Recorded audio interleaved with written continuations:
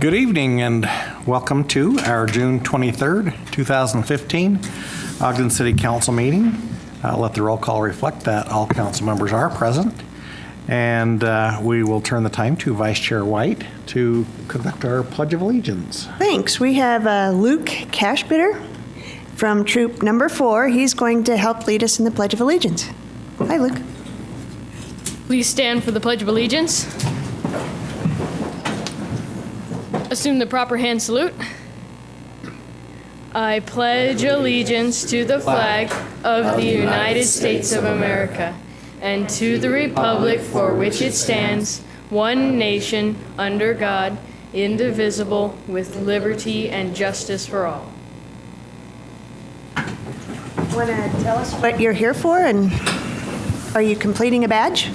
Yeah. I'm actually here at this meeting to earn a requirement for the citizenship in the community and the communications merit badge. So. Fantastic. Thank you. Are you all from Troop Number 4 or no? Come up real quick and just tell us your names and where you're from. Each scout that's here. We'd like to hear from all the scouts. So, I'm Zachary Richter, and I'm from Troop 4. I am here for communications. Welcome. I'm Matthew Lund, and I'm from Troop 265, and I'm here for communications and citizenship in the community. I'm Thomas Richter. I'm here for communications from R4. I'm Ben Crown. I'm from Troop 225, and I'm here for citizenship in the community. Welcome. Right, welcome, you guys. Thank you. I want to thank your leaders for bringing you to. And those of you who are in uniform, you look sharp. You look snappy. Oh, we got one more boy. Let's have him come up. Well, here he is. If you could come, young man, can you come up and tell us who you are and what troop you're from and what you're here for? You didn't know you were going to do that, did you? I am Grant Godfrey. I am in Troop 56. I'm here for merit badge classes. All right. Welcome. Welcome. Thank you. Now, if you would all join us for a moment of silence.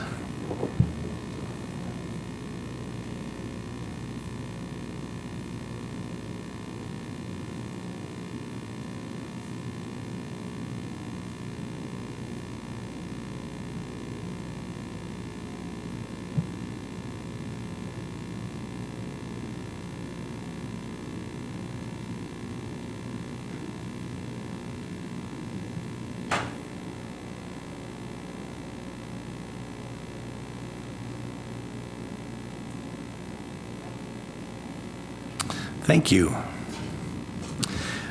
The next item on our agenda is our common consent portion. We have 3 items on there. Do we have a motion? I'll go ahead and... Go ahead. Go ahead. Chair Heyer, I would make a motion that we adopt the common consent items A, B, and C. Second.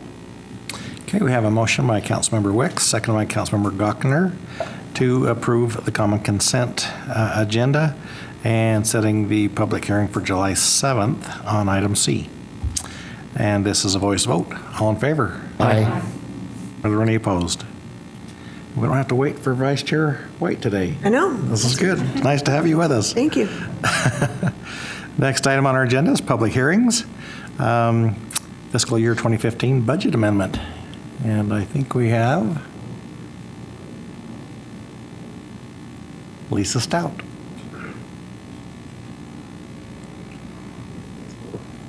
Thank you, Chair Heyer and council members. We're glad to be here to finish up the fiscal year 2016.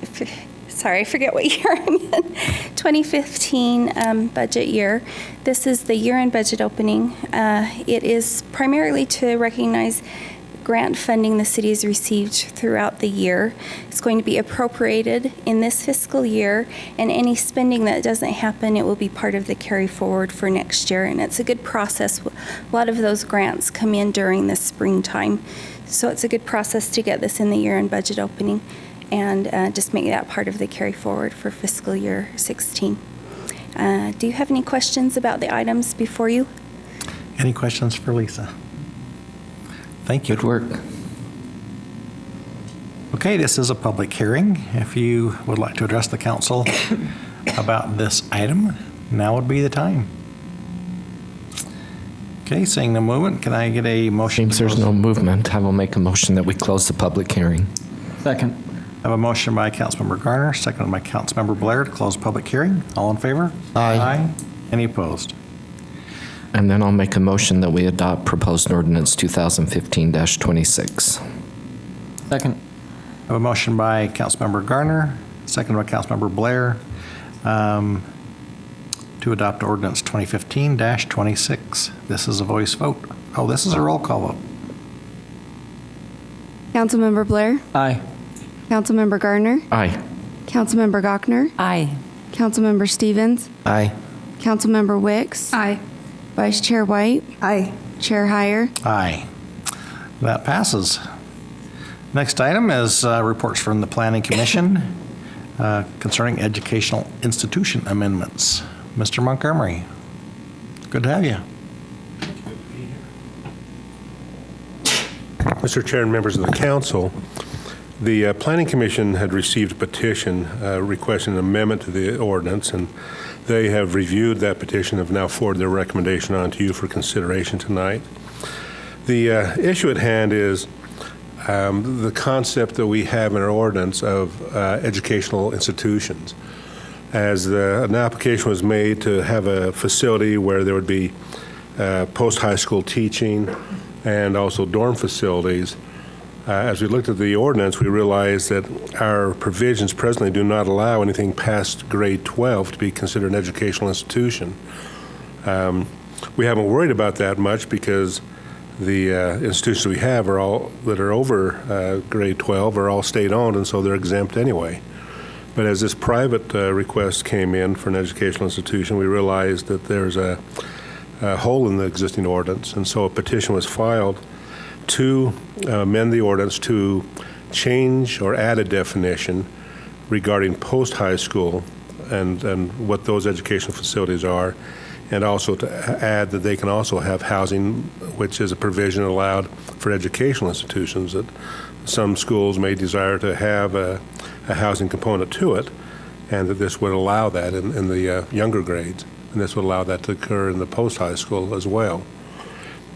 The specific amendment, besides the definition changes, is to then allow this as a use in the PI zones.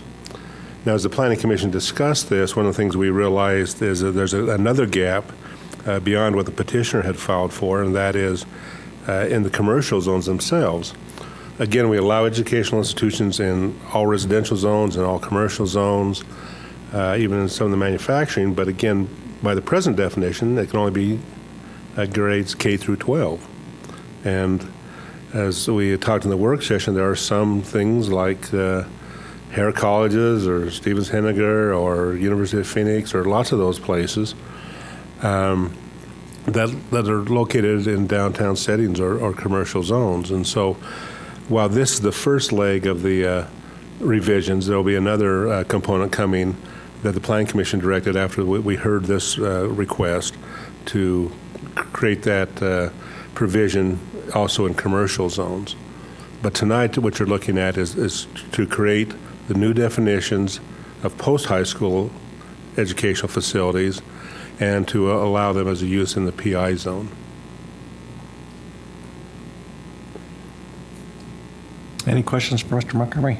And that educational institutions have to fit a definition by the state, that's defined by the state then, or by the city? Well, what the definition of education is either private or public, but grades K through 12 in terms of their curriculum. And that was where the problem came in, is that, you know, you'd have a private school, and the curriculum was similar to grades K through 12, but there's nothing to address post-high school education. But it has to be defined, I mean, that educational institution has to meet some they sort have of a facility requirement. that's doing post-high school education of individuals. It doesn't always have to be a state-approved curriculum. It could be a private curriculum as an educational facility. So So would the housing be on the same campus as the? That'd be required to, yeah, that housing component would have to be on the same property as the institution. Any more questions? Thank you. Okay. If there's no further discussion, I'll go ahead and make a motion that we adopt this ordinance. Second. We have a motion by Chair. Councilmember. Yes. We need to have public input first. Okay. We will accept public input. Want to have any comments concerning this petition? Seems there's no movement, then let's Go ahead and make a motion to adopt. second. Okay, we have a motion by Councilmember Gochner, second by Councilmember Stevens. Is that who was down there? No. Oh, Garner. Councilmember Garner. To adopt ordinance 2015-32. This is a roll call vote. Councilmember Gardner, Aye. Councilmember Gochner, Aye. Councilmember Stevens, Aye. Councilmember Wicks, Aye. Councilmember Blair, Aye. Vice Chair White, Aye. Chair Heyer. Aye. And that passes. Next item is reports from administration about the reappointment of Ogden City Constable.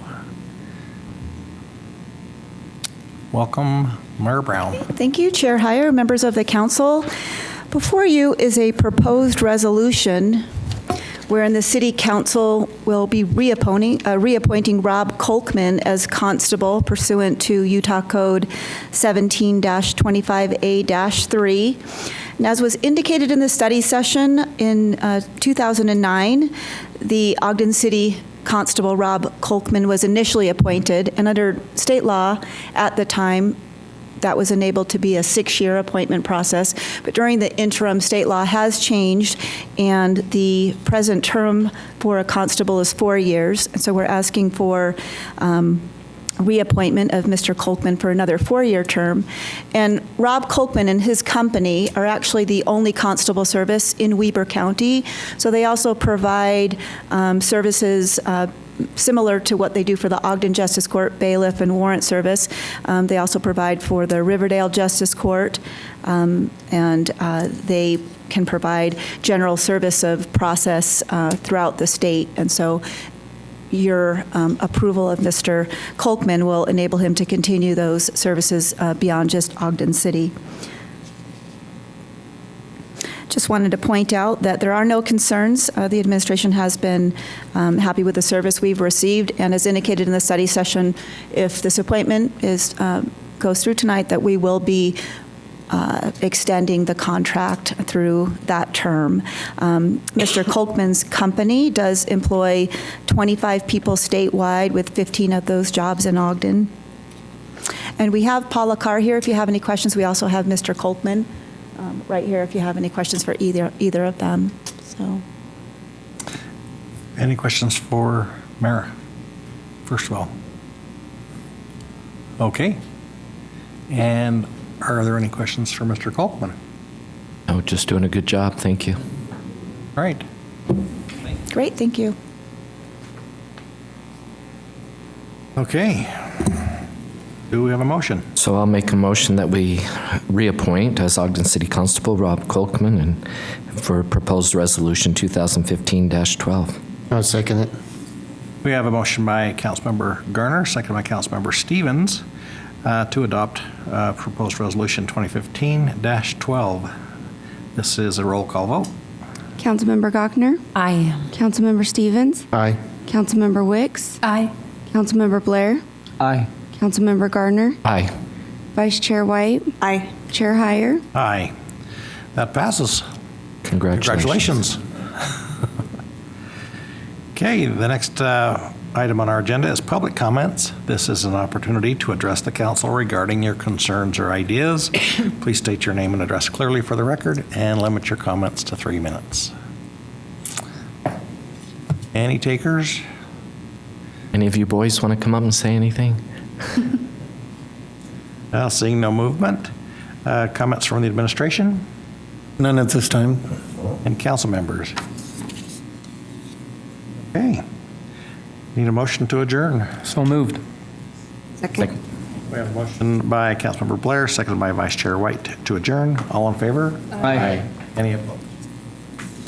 Okay, as a reminder, there is a special redevelopment agency meeting that will be held immediately following the regular council meeting, and that will be followed by a city council work session.